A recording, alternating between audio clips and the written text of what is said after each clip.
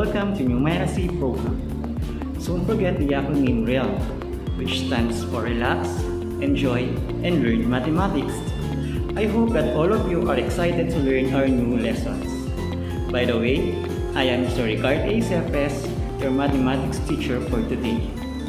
We will be having now our new topic, which is the multiplication and division of fractions. And for our learning objectives, we have number 1, multiply and divide fractions and mixed number.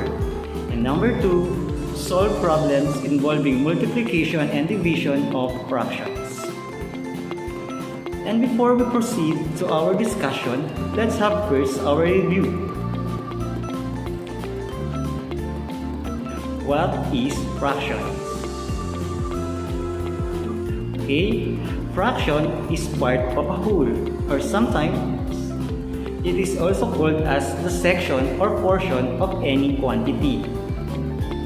Next, what about the parts of a fraction?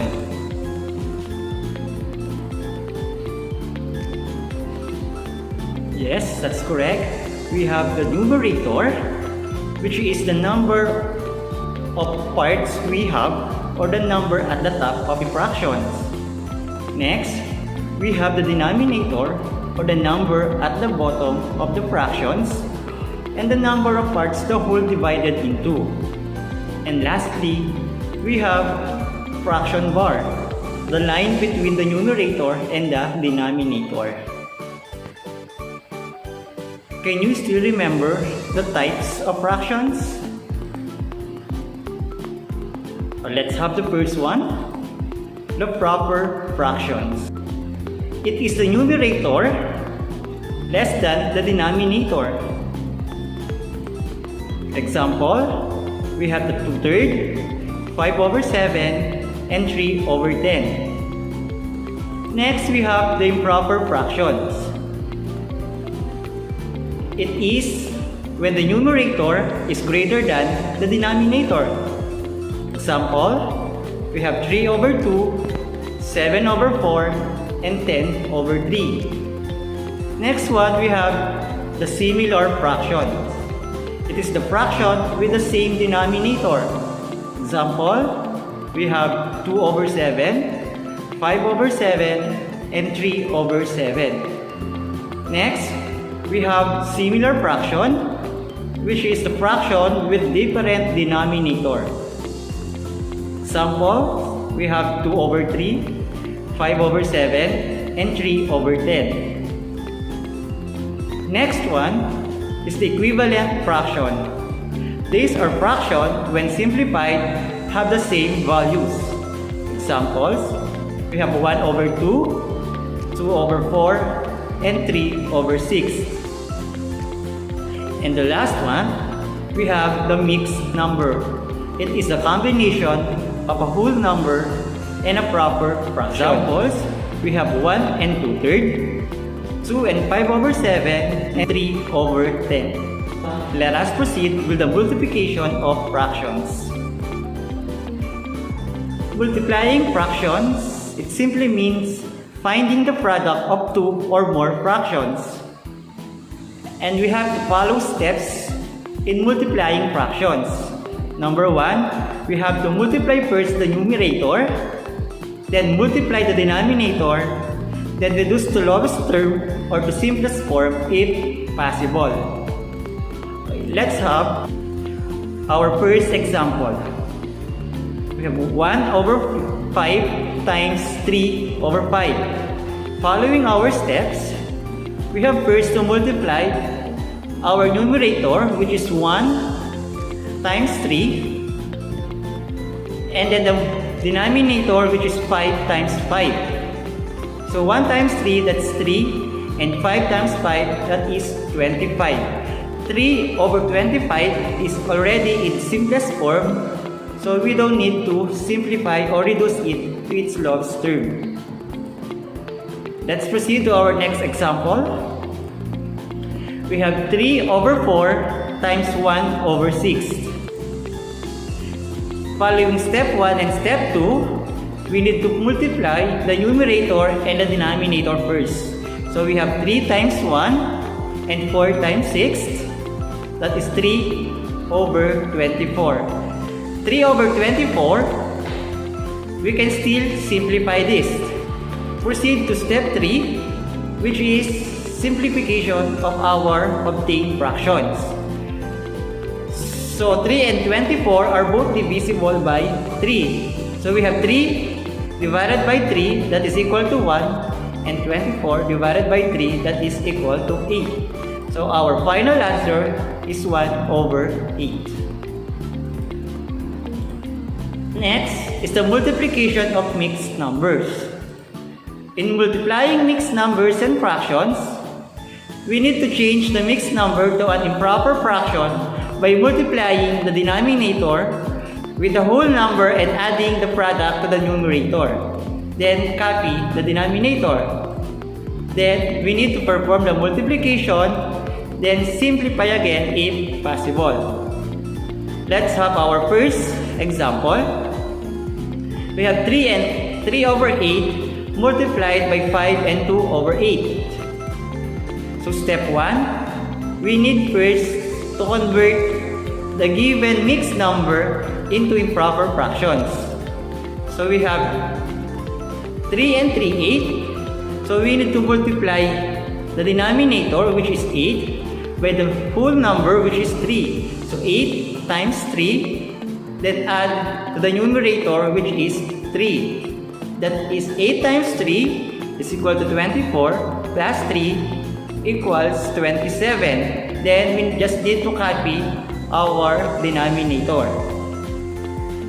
Same with the next fractions. So we have 8 times 5 plus 2. So that is 42 over 8. Then proceed with step 2. We just need to multiply the numerator by the numerator and denominator by the denominator. That's 27 times 42. That is equal to 1,134. And the denominator, 8 times 8, that is equal to 64. Since we can still simplify it, we need to proceed to step 3. So 1,134 over 64 is both divisible by 2. So 1,134 divided by 2, that is equal to 567. And 64 divided by 2, that is equal to 32. Okay. This obtained fraction, we can change it into a mixed number by dividing the numerator by the denominator. So by doing so, 567 divided by 32, we can now obtain 17 and 23 over 32. That would be our final answer. We can now proceed to our example number 2. 7 and 3/4 times 6 and 1/3. Then following the same procedures, we have step 1. We have to convert our given mixed number to improper fraction. So we have 4, the denominator, multiplied by 7, the whole number, and add the 3, our numerator. So we got 31 over 4. Same with our next fraction of mixed number, the 6 and 1/3. So we need to multiply the denominator 3 to its whole number 6. Then add the product to the numerator, which is 1. That will give us 19 over 3. Then we need to proceed to step 2. We just need to multiply the obtained fractions. So that's 31 times 19 is equal to 589, and 4 times 3, that is equal to 12. Then we can now proceed to step 3. Since our obtained fractions or the results is already in its simplest form.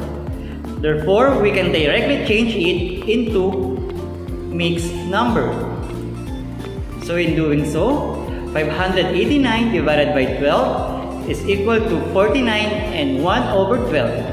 That will be our final answer. Let us now proceed with the problem solving involving multiplication of fractions. We have different keywords that must be remembered in order to solve problems involving multiplication of fraction. We have double, each group, every multiplied by, product, times, twice, triple. Let us now proceed with our example number 1. Louis had a box of pizza which he gave half to his friend Clarence. And Clarence gave 3/4 of his share to Cholo. What fractional part of the original box of pizza did Cholo receive? First, we need to look for what is being asked. So that is fractional part of the original box of pizza did Cholo receive. Then we have to look for the given data. So we have half of the pizza given to Clarence by Louis, and the 3/4 of the part of Clarence he shares to Cholo. Then the number sentence we have is 1/2 multiplied by 3/4 is equal to n.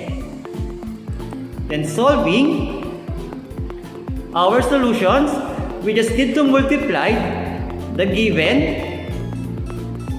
Then we have 1 times 3, that's 3, and 2 times 4 is equal to 8. Therefore, Cholo got 3/8 of the original box of pizza.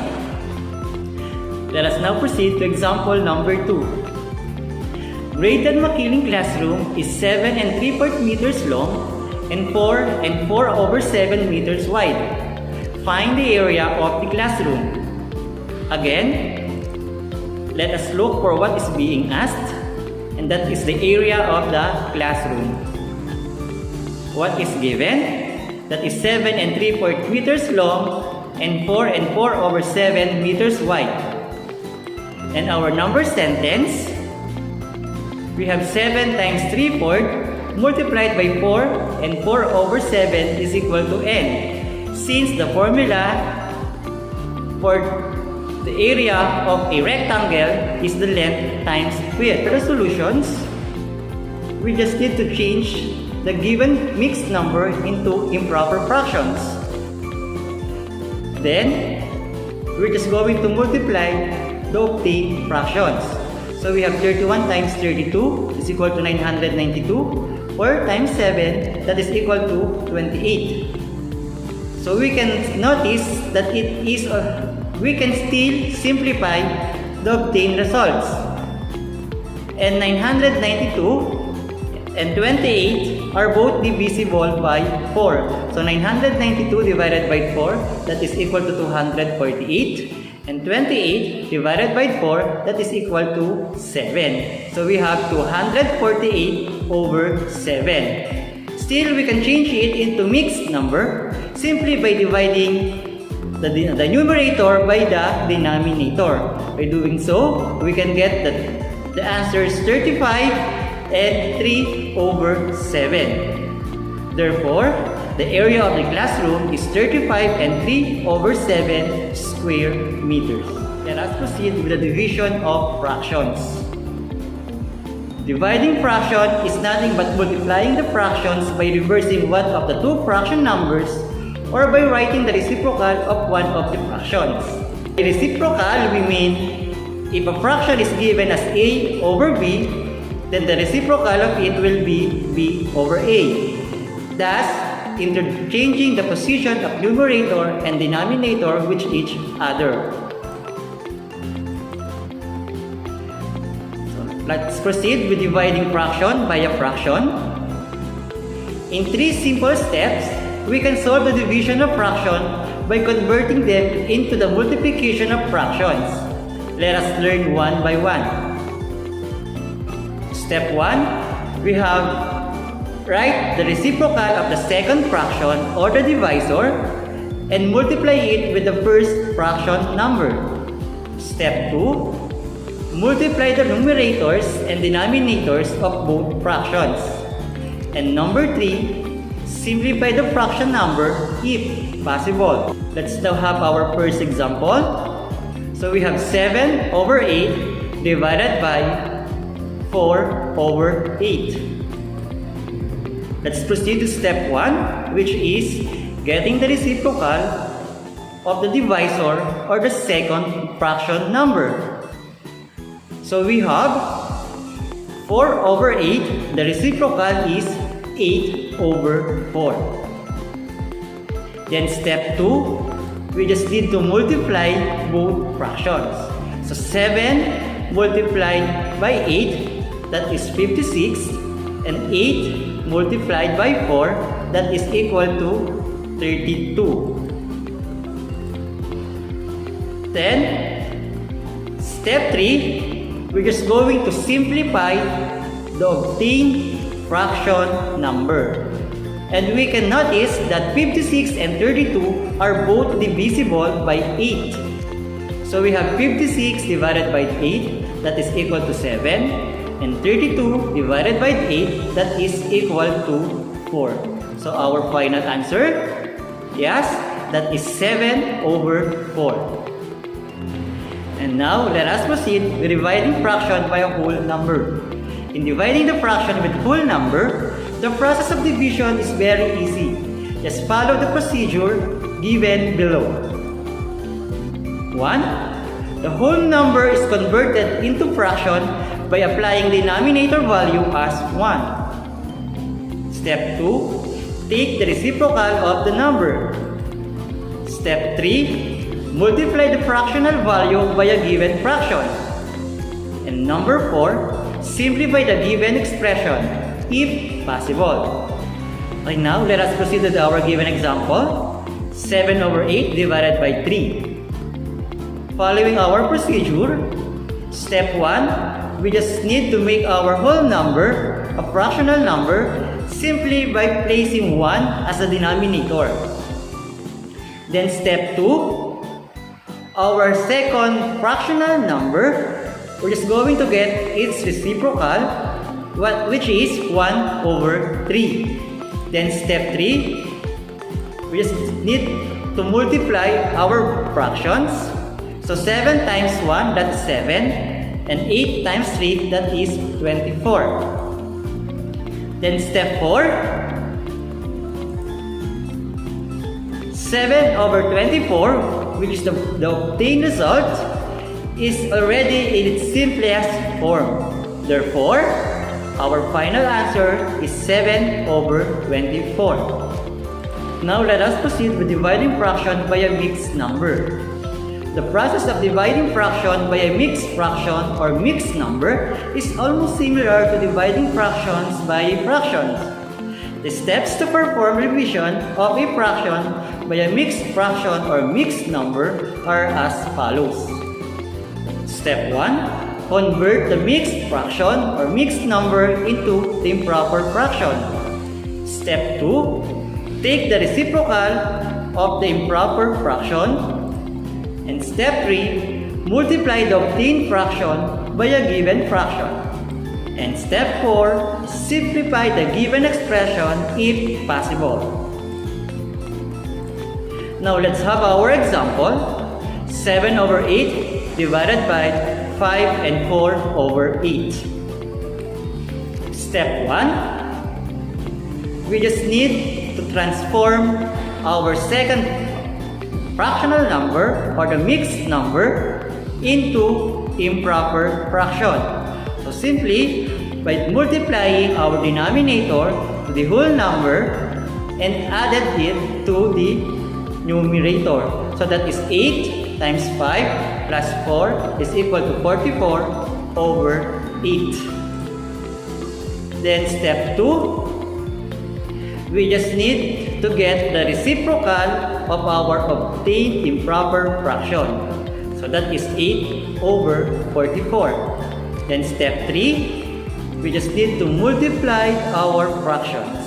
So 7 times 8, that is 56, and 8 times 44, that is equal to 352. Then step 4, since 56 over 352 can be reduced into lowest term, so we're going to reduce it simply by dividing both by 8. So that's 56 divided by 8 is equal to 7, and 352 divided by 8, that is equal to 44. So our final answer is 7 over 44. That's correct. Now let us proceed with problem solving involving division of fractions. Keywords in division that you must remember in order to solve word problems involving fractions: divided, half, average, split, quotients, quarter, equal grouped, share equally, out of, distribute, percent, finding out cost of each item. The first thing that we must remember is that in a problem with fraction, we should follow all the necessary steps to solve any problem. Only we must add a step for the simplification of the results.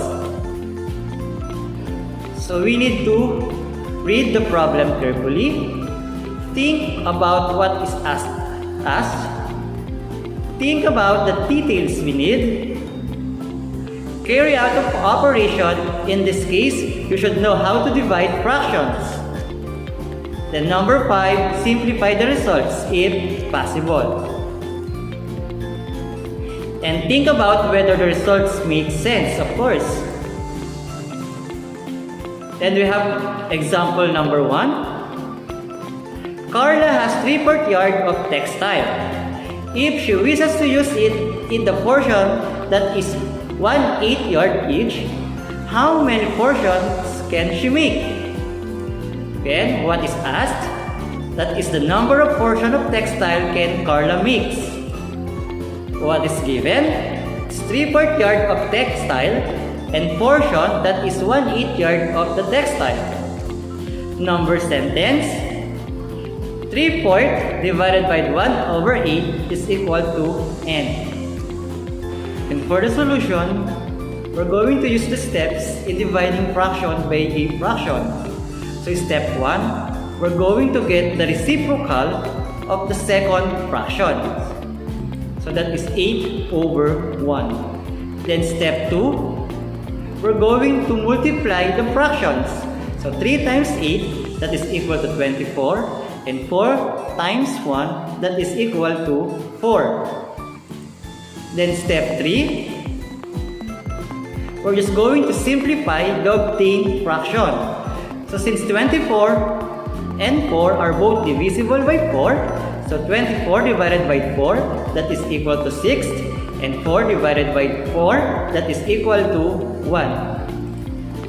So our final answer is 6. Therefore, there were 6 portions of textile that Carla can make. And that's all for today. I hope you learned a lot from me. Remember our realm. Relax, enjoy, and learn mathematics. Thank you and God bless.